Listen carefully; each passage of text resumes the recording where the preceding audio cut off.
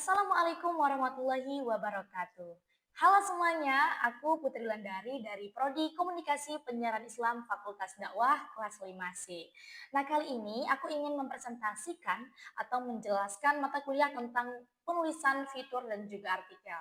Kali ini judul yang saya ingin presentasikan kepada teman-teman yaitu teknik penulisan karya ilmiah, penulisan teks dan juga kutipan langsung dan juga kutipan tidak langsung, dan terakhir itu menyusun daftar pustaka. Nah, kenapa teman-teman? Sedikit saya jelaskan mengapa karya ilmiah itu sangat penting. Nah, karya ilmiah itu kan sangat penting dalam dunia akademik. Ya, kenapa? Ya karena menjadi media penyampaian ide, penelitian, dan kajian ilmiah. Nah, sayangnya teman-teman, banyaknya mahasiswa itu masih kesulitan menulis karya ilmiah, terutama dalam hal bahasa baku, penggunaan bahasa baku. Lalu yang kedua, penulisan kalimat dan juga paragraf. Yang ketiga, itu cara mengutip yang benar. Dan yang terakhir itu serta menyusun daftar pustaka. Nah, itulah hal-hal yang saya ingin jelaskan kepada teman-teman sekalian. Nah, kesalahan inilah yang membuat tulisan tidak memenuhi standar akademik dan bahkan berpotensi menjadi plagiarisme. Bahasa kita itu plagiat atau nyamain gitu ya, sama gitu. Jadi oleh karena itu teman-teman, memahami teknik penulisan teks, kutipan langsung, kutipan tidak langsung, dan daftar pustaka ini sangat penting bagi mahasiswa. Ya karena terutama dalam menyusun makalah, artikel ilmiah, dan juga skripsi. Sekarang saya ingin jelaskan satu-satu yang saya jelaskan tadi. Yang pertama itu kan teknik penulisan karya ilmiah. Nah, dalam penulisan karya ilmiah ini, itulah harus sistematis, jelas, dan bahkan juga objektif. Ada beberapa hal penting teman-teman yang perlu kita ketahui. Bahwasanya itu ada 4. Yang pertama itu bahasa baku. Kenapa teman-teman saya katakan bahasa baku juga termasuk dalam hal yang penting yang perlu kita ketahui dalam penulisan karya ilmiah ini. Ya karena menggunakan ejaan bahasa Indonesia, lalu menghindari bahasa gaul dan juga menulis formal. Lalu yang kedua itu ada kalimat efektif. Nah teman-teman, kalimat itu harus jelas, tidak pantang, tidak bertele-tele gitu kan kalau bahasa kita.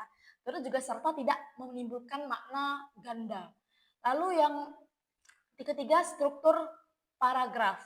Jadi teman-teman, satu paragraf itu berisi satu gagasan utama dan beberapa kalimat penjelas.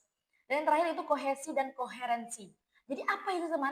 Jadi ada keterhubungan antara kalimat dan antar paragraf menggunakan kata penghubung seperti selain itu, oleh karena itu, dan demikian itu, gitu kan, kalimat yang menyambung.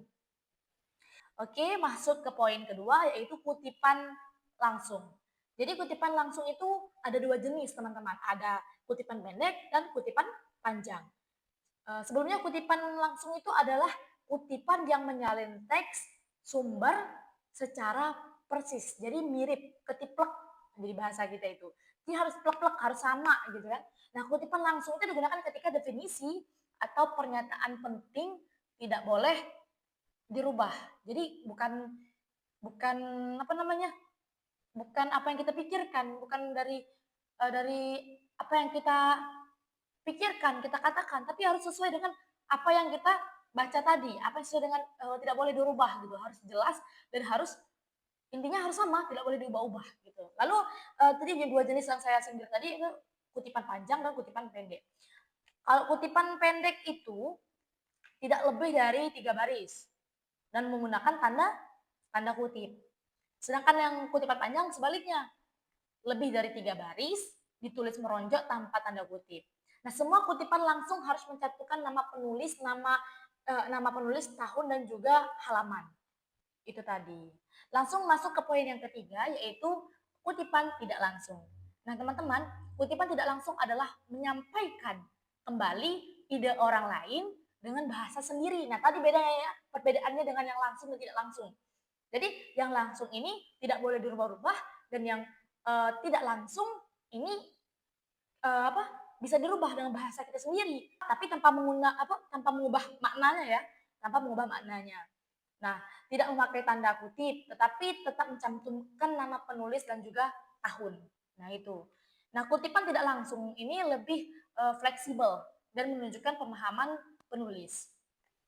Oke teman-teman, and the last, poin yang terakhir itu menyusun daftar pustaka. Daftar pustaka memuat semua sumber yang dirujuk dan disusun berdasarkan abjad. Nah, pada umumnya format umumnya itu sesuai nama belakang. Jadi pertama itu nama belakang, lalu yang kedua itu inisial, lalu tahun, lalu judul buku, kota, dan penerbit. Jadi contohnya yang kita ambil dari makalah ini. Jadi namanya Barnawi dan Arifin, inisialnya M, 2000 tahun 2015, judul bukunya Teknik Penulisan Karya Ilmiah, kotanya Yogyakarta, dan penerbitnya di Arus Media. Perlu teman-teman ingat, kunci terpenting adalah konsisten dalam format. Kesimpulan yang dapat saya simpulkan dari pembahasan kita kali ini yaitu menulis karya ilmiah membutuhkan bahasa baku, kalimat efektif, kutipan yang benar, serta daftar pustaka yang konsisten. Nah, semua komponen ini saling melengkapi agar tulisan ilmiah berkualitas dan tidak melanggar etika akademik.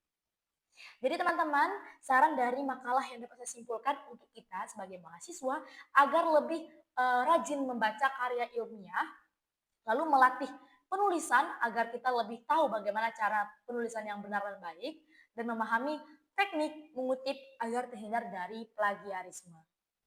Jadi cukup sekian yang dapat saya simpulkan, saya jelaskan. Kurang lebihnya saya mohon maaf. Semoga dapat bermanfaat dan dapat kita amalkan, kita kerjakan, dan lebih rajin lagi membaca karya ilmiah. Kebenaran hanya milik Allah, kesalahan adalah kekurangan saya. Tiada gading yang tak retak, retaknya jadi hiasan. Tiada lautan yang tak berombak, ombaknya jadi hiasan. Tiada manusia yang tak berbuat salah, salahnya mohon dimaafkan. Akhirul kalam, wallahu muwaffiq ila aqwamit thariq. Wassalamualaikum warahmatullahi wabarakatuh.